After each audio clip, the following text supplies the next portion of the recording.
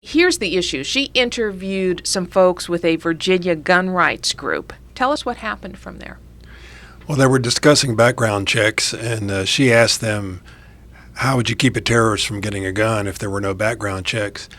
And in the documentary, the camera is showing, I think there were 7 or 8 people, and they show them sitting there looking at her with these sort of blank faces for 8 or 9 seconds, which is an eternity in the media. I mean, if I shut up right now for 9 seconds, people would click off. Yeah, they would wonder what had happened. Yeah. And they just sat there and as if, well, we have no good answer for you. You must be right. I mean, that was the way it looked.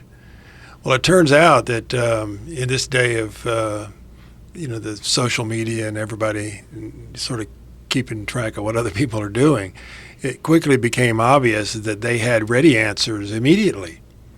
And it was the director and Couric herself who decided that this would help their narrative a little better. The reaction was immediate, and at first they defended it. They said, well, we wanted to make a point how important this question was, which was bunk. Everybody knew that.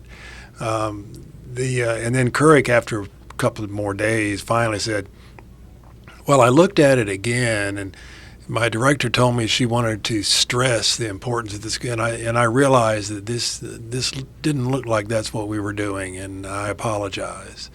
But the reaction was pretty tremendous, and good to see. And it wouldn't have happened, 25 years ago.